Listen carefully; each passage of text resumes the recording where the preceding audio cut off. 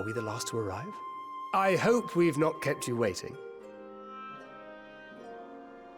Not at all. Your comrade is feeling better, I trust. Much better, thank you. Harness remedies are certainly potent, in more ways than one. One becomes accustomed to the taste, although I hope you never have cause to do so. Pray, take your ease.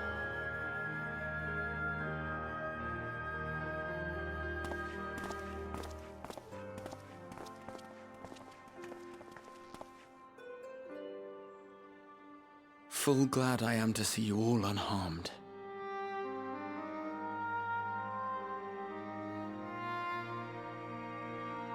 Valiant Scions, for your heroism, you have my boundless gratitude. You cast down that dire tower and set free its hapless captives.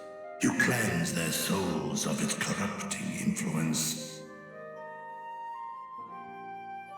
No words of thanks will suffice. In place of platitudes, I offer a bounty of warding scales. Pray accept your due reward, along with the goodwill of Radzathan.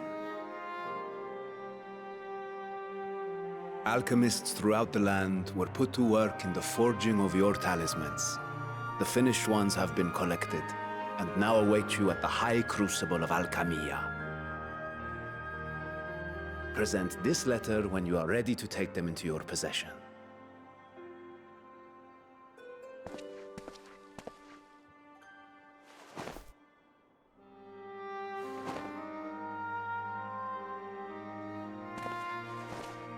We are humbled by your generosity. Know that the inventive wisdom of Radzathan will be vital in restoring serenity to our star. Every single one of those scales came from you, didn't they? You must still be in such pain.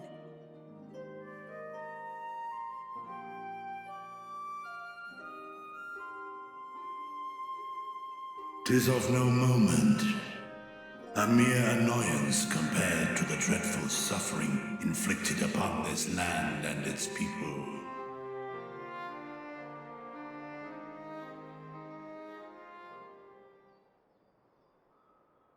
Albeit brief, my involvement in the Dragonsong War afforded me a glimpse of the myriad sorrows which consumed both dragon and man.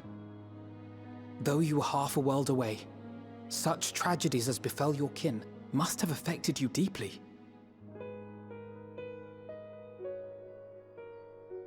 And yet, you chose to live among men.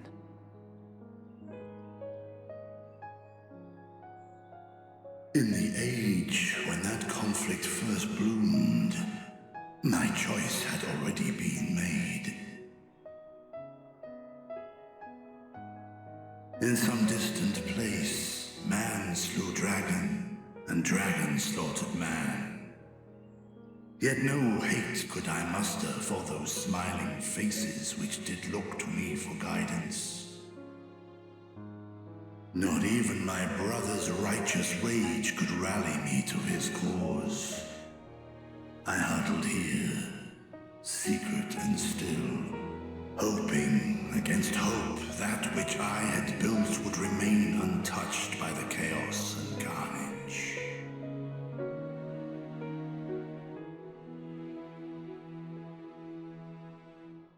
Twould seem we share the same desire for peace, great Vritra.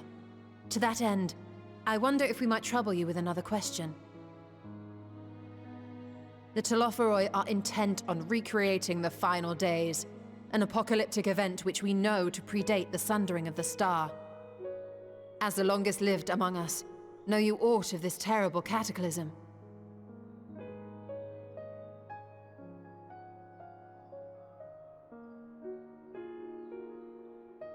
Nay. When war and strife drove my sire from his home, he crossed the great expanse with only our unhatched eggs as company. He alighted upon a shattered source, its 13 reflections long since scattered beyond the rift. Of events preceding his arrival, he knoweth naught, save that which Hydralin hath deigned to disclose. I see. So again, 'tis the inscrutable Hydralin to whom you must look for answers.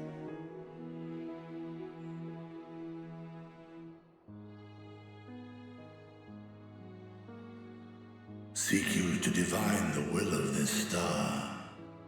If so, I have a tale which may afford you some small comfort.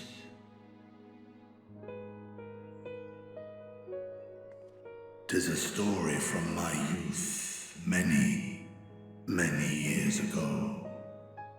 To my sire, I once posed the question, of all the stars in the sky, why didst thou settle upon this one? To which Midgardsummer did reply, 'twas the last bastion of hope. He believed so long as Hydralin endured, so too might dragonkind.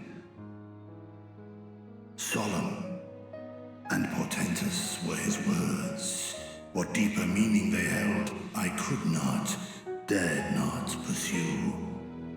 'Tis a stone I've left unturned ever since. Yet take you solace in the knowledge that whatsoever Hydralin does strive towards, 'tis an ideal which hath earned my sire's conviction.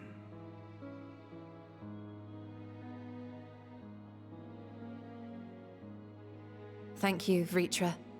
You've given us warm reassurance in a world gripped by cold uncertainty.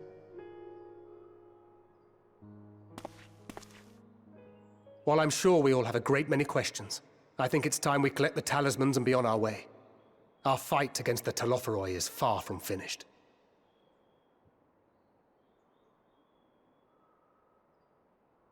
We must take our leave, but please do inform us if we can provide any further assistance.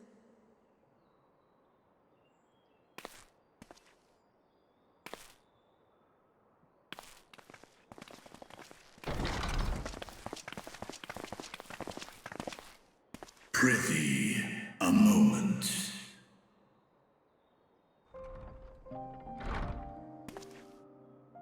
There is one whom my sire hath judged worthy of honor and respect.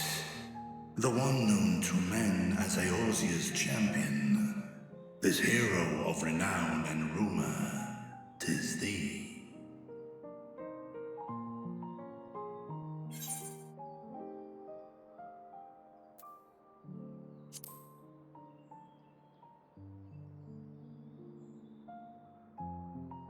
I know of his clash with Omega, and the long slumber which was his price. Yet even closed in sleep, my father's eyes are far from blind. He is watching over thee, watching over this world.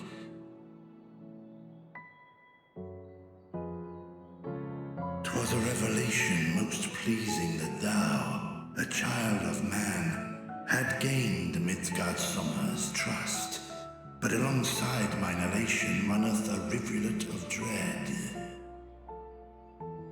For upon thy life's reel wind too many threads of fate, power, wheel enmeshed with woe.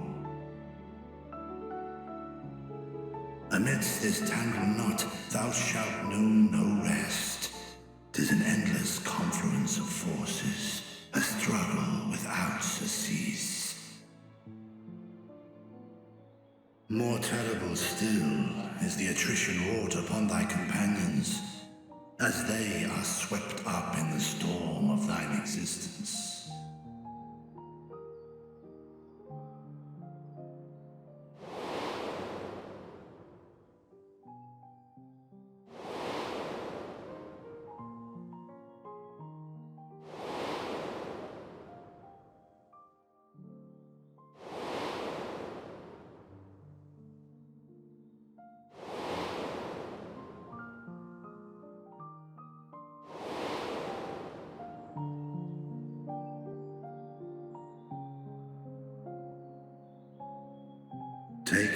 out and protect them well. They will be your strength and your salvation. The hope thou wilt need come the end. Even cowering behind my curtain, I know the suffering of the powerful. I have watched my siblings driven mad by loss. Thus do I exhort thee to spare no effort to keep thy loved ones safe.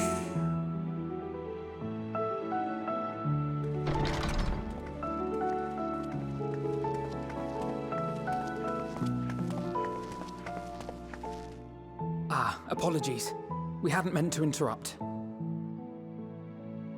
It's just that we do have a history of suddenly collapsing, and when you didn't follow us out... 'Tis I who must apologize. I have detained your champion overlong with idle chatter. Go. At war's end, I pray I welcome thee back into my hall, where together with thy joyful comrades, you may toast your triumph.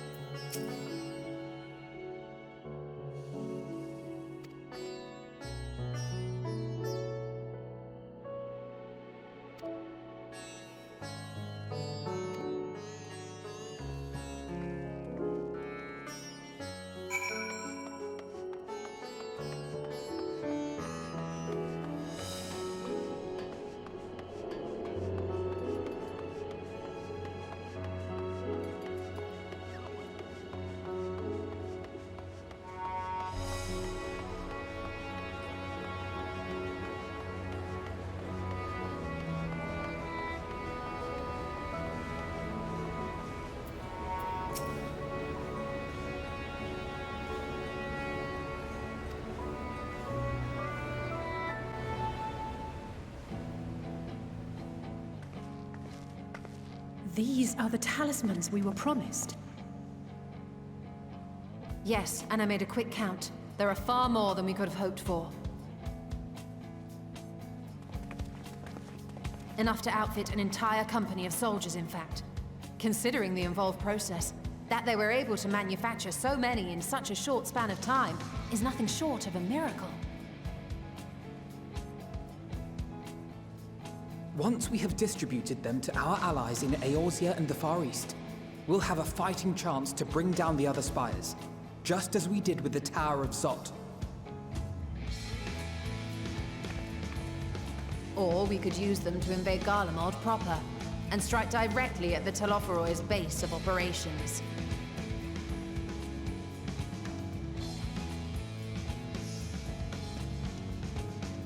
Of course, we would need to consult with various Alliance leaders before such a drastic measure could even be contemplated. To which end, I could set out forthwith and present the idea to each of our allies in person. Pray allow me to undertake some few of those journeys. I find myself restless and in need of purposeful duties. I can head eastward. Bosnia and Dalmasca are just a short hop from here. And Doma's shinobi network should come in handy for passing on the word. We shall share the burden then. Meanwhile, I think it best that you and the others take the talismans back to the Baldessian Annex. We must keep them safe and secure until we've decided upon a course of action.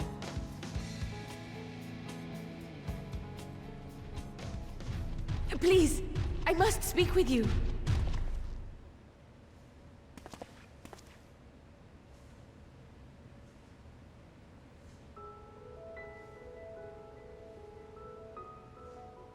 Nidana, you're awake. Yes. When I spoke with the carer at my bedside, she told me that one of the Scions, a young woman, had cleansed me of the tower's corruption. It seems I'd been asleep ever since the treatment. But when I awoke and learned you were all still here, I knew I had to come.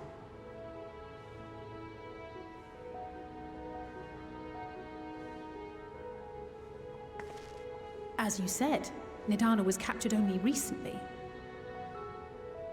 Such a brief exposure is swiftly cured, so I tended to her before we gathered at Megaduta.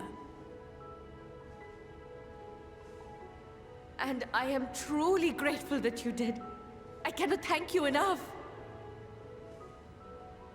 All of you, for everything you've done. Destroying the tower, rescuing our people. You've saved Thavnair from an awful fate.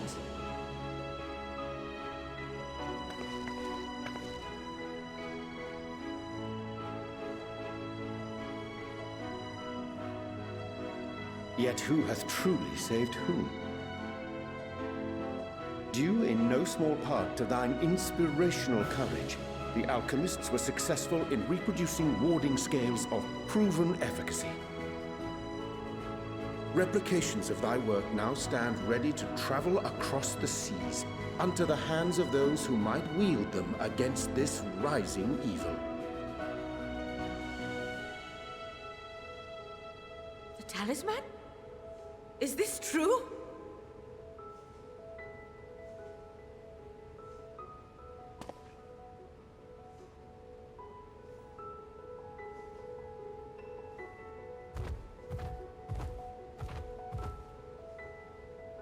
Oh, I was so groggy from sleep. I didn't even think to ask. Oh, our great work sent across the seas. It was worth it. Oh, it was all worth it.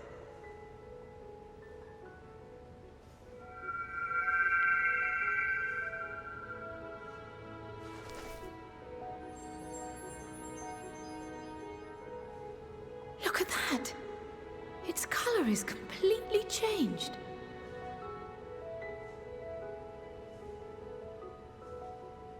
What do you have there?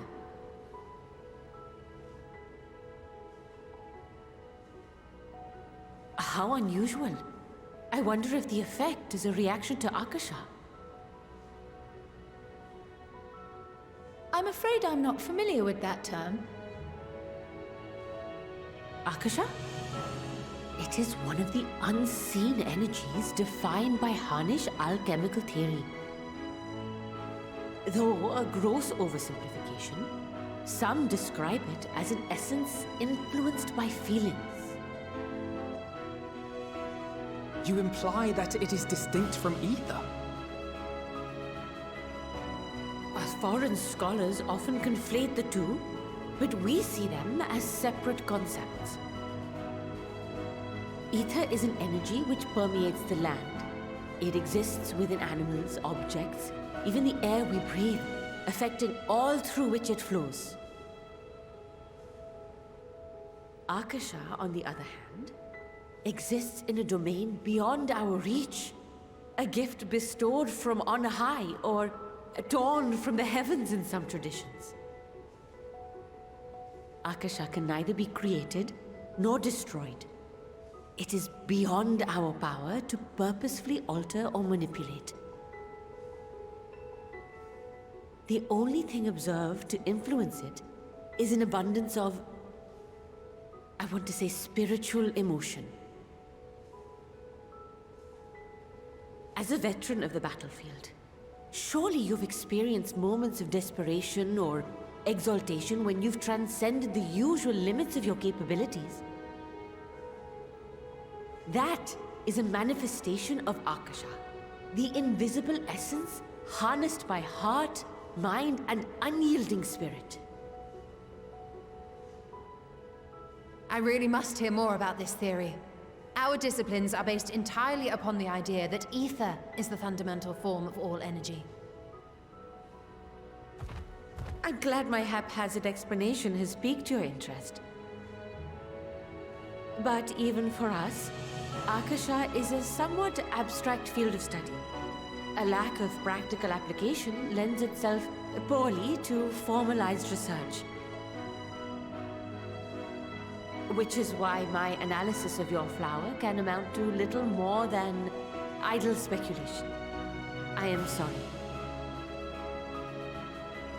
Nonsense! You have nothing to be sorry for.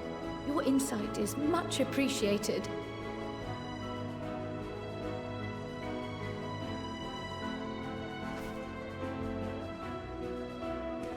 Shall we depart for Sharlayan then? I will see to it that the talismans arrive at the Annex. And we will be in touch once our talks are concluded. I suggest you rest while you can. From here onward, sleep is bound to be in short supply.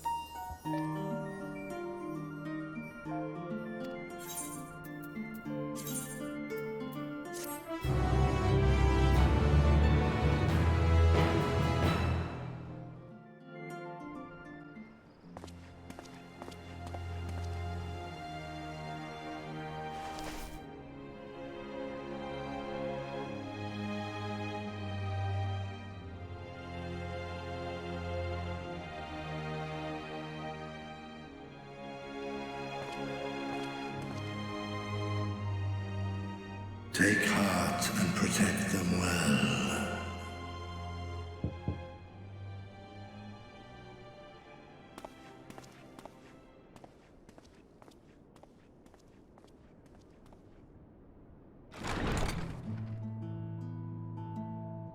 Good! You're here! You haven't eaten yet, have you? We've bought quite a spread if you're interested. Only the finest dining from the last stand.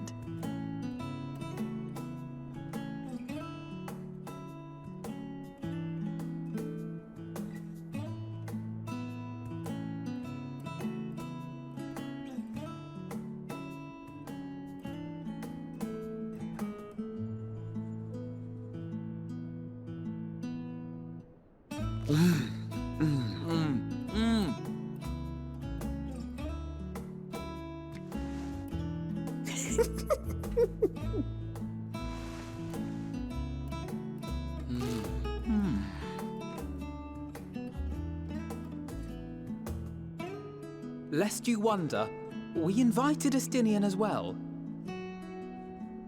But he refused with a rather grim-faced, "No, thank you." I suspect Sharlayan cuisine is not to his liking. Oh, I don't know about that. Perhaps our lone wolf just needed some time apart. What? To perfect his brooding stare? Next time, I'll drag him out by the ear, sit him down in front of a Sharlayan feast, and see that he eats every last bite. An excellent idea. Of all people, warriors must take proper meals and rest if they are to maintain a healthy constitution. Poor Estinian, beset on all sides.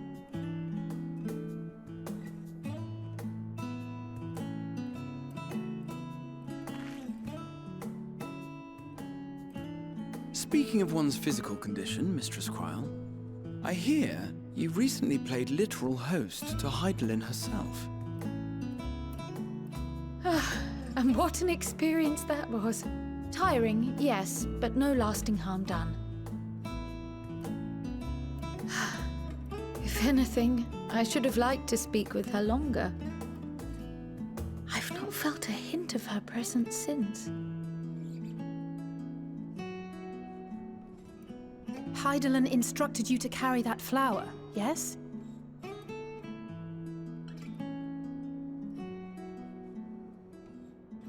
Twill be your guide, test and proof of your conviction. And then something about seeking joy in darkness, was it? Come to think of it, isn't that what happened with Nidana back in Radzat-Han? The flower did seem to radiate a joyful glow, as if reflecting the elation we all felt, the relief of a people with renewed hope. Indeed, and in turn, I felt buoyed by that radiance. 'Twas akin to spotting a beacon and knowing we were on the right path. I know we've not yet triumphed over the Telophoroi, or learned the full breadth of the Forum's plans. But even within the midst of our struggles, we find small moments of joy to sustain us. Rare and hard-won perhaps, but it is this pursuit of happiness that gives us the strength to carry on day after day.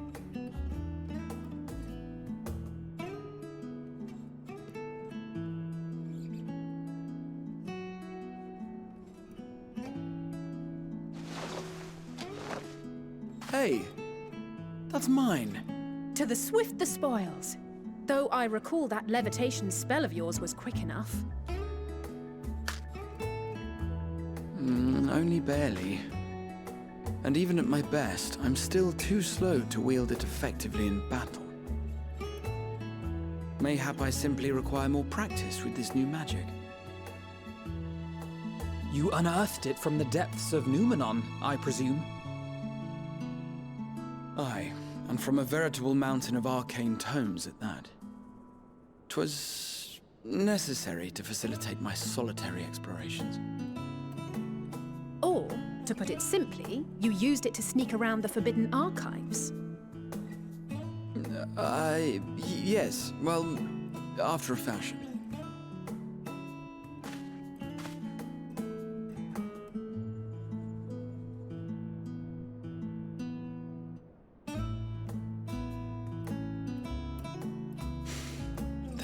see. The shelves, they're too tall for me. And I could hardly move the library's platforms without attracting attention now, could I? Oh.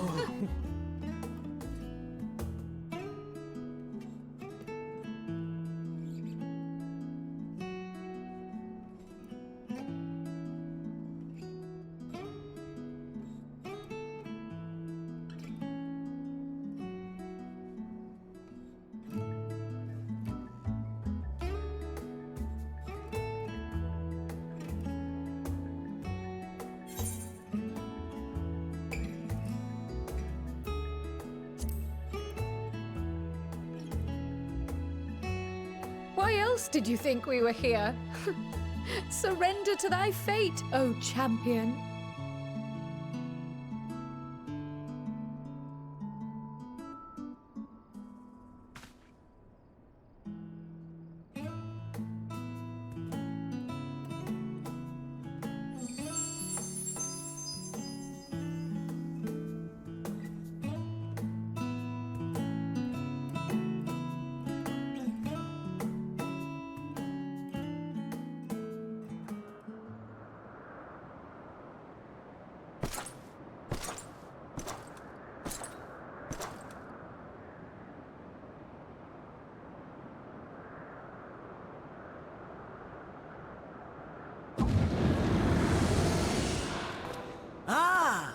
Enjoying the bracing cold, I see. Do you not own a warm coat or a cloak? Something in fur? Or fashioned from the skins of your enemies? Or... well, never mind that. I come to you once more as the bearer of bad news. Our tower in Thavnir has been toppled, and I need not tell you by whom. Given how many we have at our disposal, the loss of a single spire is hardly fatal to our plans. It does, however, slow the rate at which we siphon ether.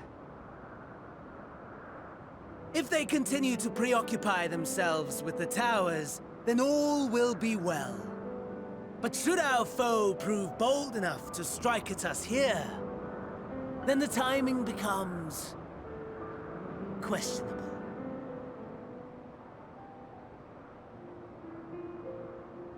Our foe is bold enough.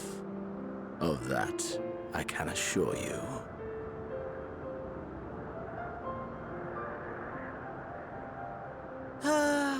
Yes, very well then. I suppose I must prepare a proper welcome. Honestly, talk of your nemesis is the only thing you seem to enjoy. Does nothing else spark your interest?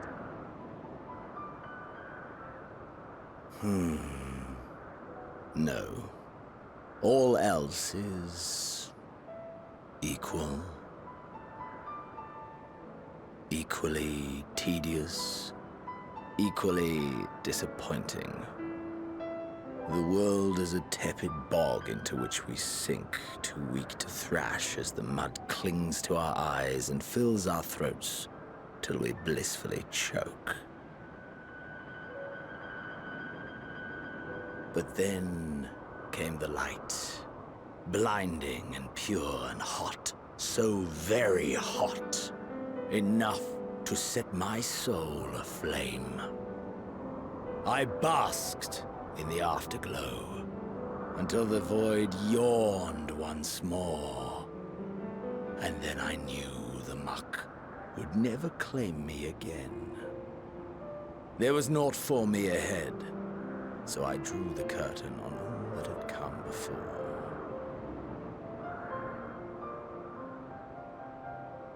Burn.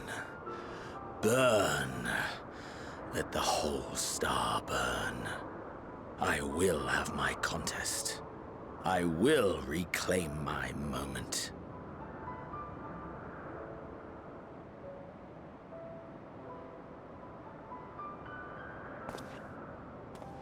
How wonderful that the emptiness of death has not dissuaded you from committing your life to its pursuit once more. I don't know whether to envy you or pity you.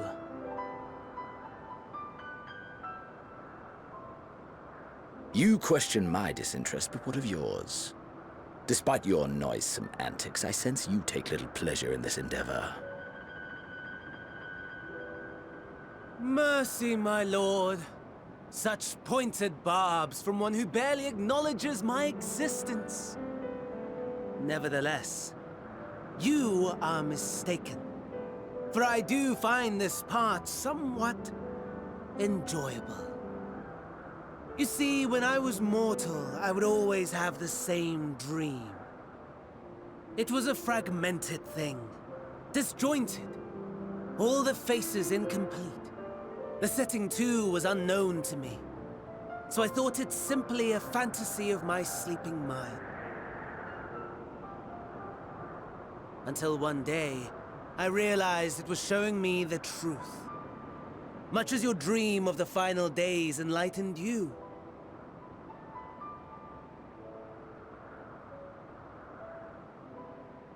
And soon, very soon, the rest of the world will see the truth of my dream, too.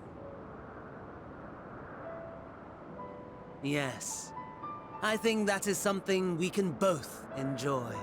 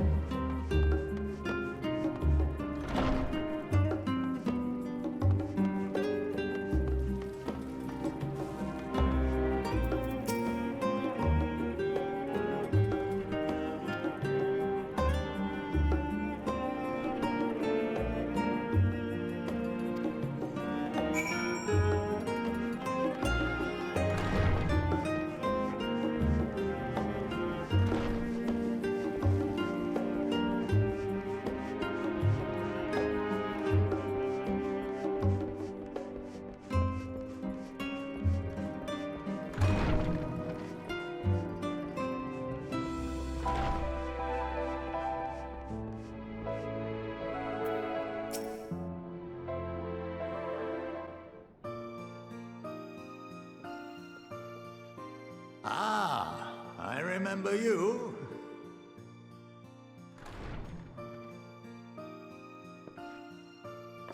I pray we have not caught you at an inopportune moment. We wanted to offer our thanks for your kind words in the forum.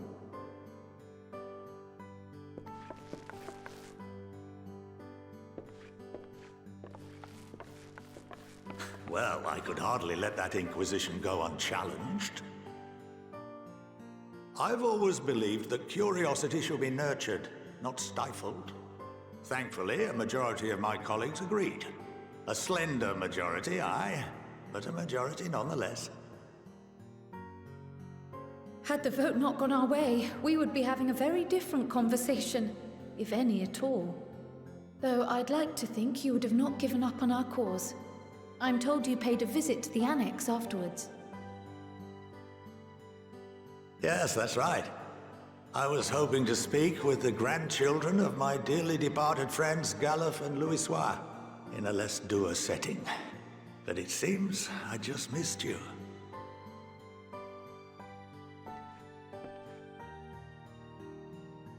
I still can't believe how much you've grown. If only your grandsires could have seen the way you presented yourselves to the Forum. Why, it fair brought a tear to my own eye.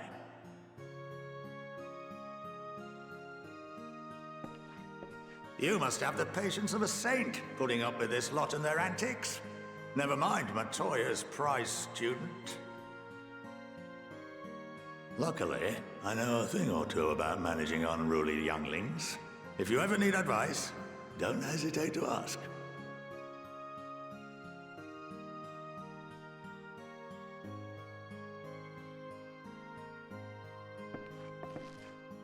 If I may, there is a rather more pressing matter we wish to discuss. What can you tell us of this duty that the Forum must fulfill? Nothing, I'm afraid. Like all humble servants of the Forum, I am sworn to secrecy.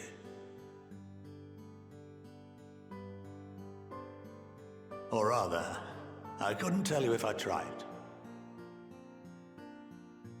Our duty is of the gravest importance. Furthermore, if the particulars were made public, it would incite widespread panic.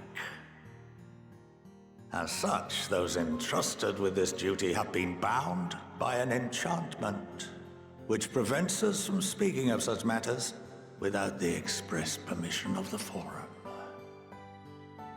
How is that even possible? It's been some time since I last gave a lecture. Please, take a seat.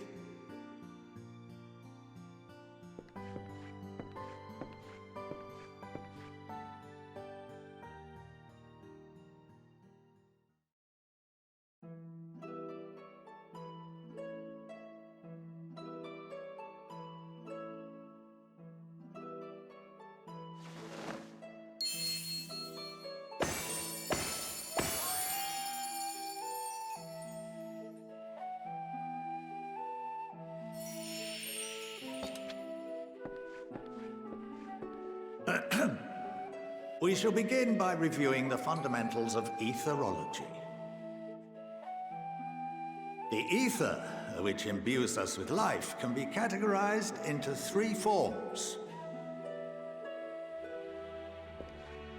Two are of the incorporeal sort, the soul and the memory.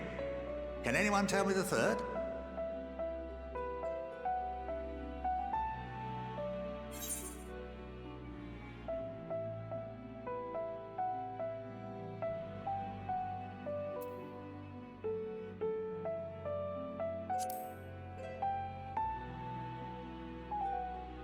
Yes, very good. This is the form with which the layman is most familiar. Consumed by even the simplest of daily activities, and replenished by the food and drink that sustain us, this form of ether is in constant flux. In contrast, the ether that comprises the soul is rarely subject to dramatic change. The same can be said for memory, as the two are intrinsically linked.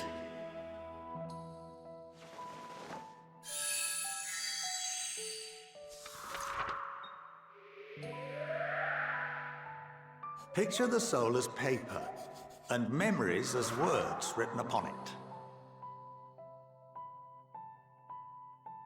Now, what would happen if that paper was doused with ink? The same type of ether as comprises the memories.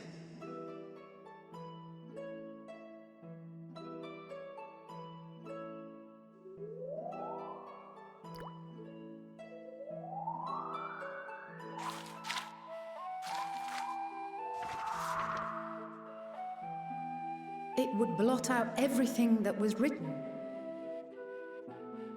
Precisely. We would be unable to recall the memories, and any activities that depend upon them would be hindered as well.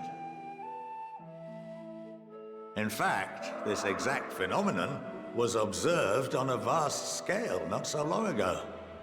And what might that have been?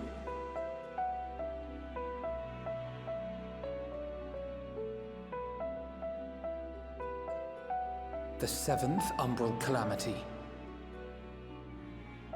The people of Eorzea vividly recall Bahamut breaking free of the Lesser Moon and raining hellfire down upon the realm. But no one could seem to remember the events that followed immediately afterwards. Indeed.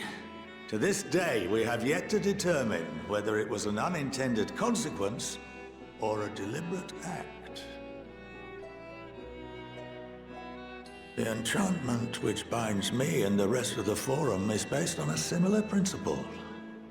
And yes, it is a contravention of the Sharlayan prohibition against the practice of memory manipulation. Only when a new member is inducted and told of our great duty are they subjected to the process. A necessary evil. You have my word that it would never be used to manipulate the populace? I should hope not. But can this enchantment be dispelled and your memories restored? If 9/10 of our members give their approval, then the process may be reversed. Then, and only then, would we be able to speak freely to others of our sacred duty.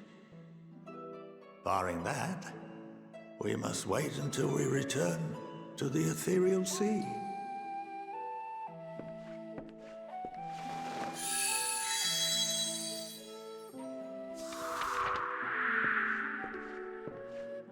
For there we will be purified, the blots upon our souls washed clean.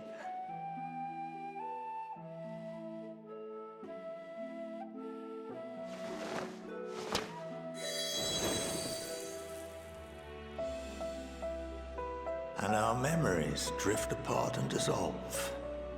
Rather defeating the purpose, I suppose.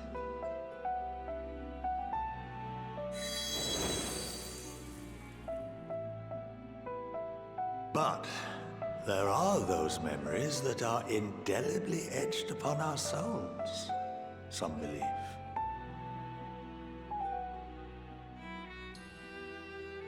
What happens after that? We are reduced to pure ether, coalesce with that of others, and create souls anew. Alternative schools of thought assert souls remain whole and return to the corporeal world, reborn into another form. Both theories have their proponents. Personally, I consider each equally probable.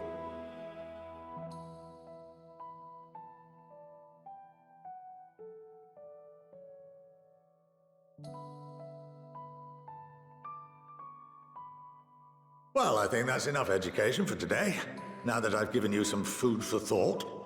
Or rather, an entire banquet.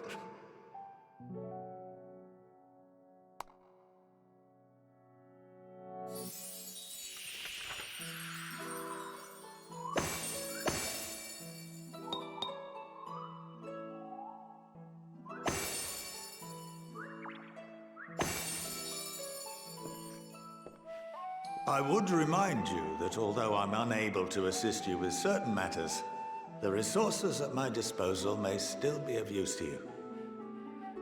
I'll arrange for you all to be given the run of Phenomenon. Of course, as associate to our alumni and the students of Baldessian, this privilege is extended to you as well, my friend.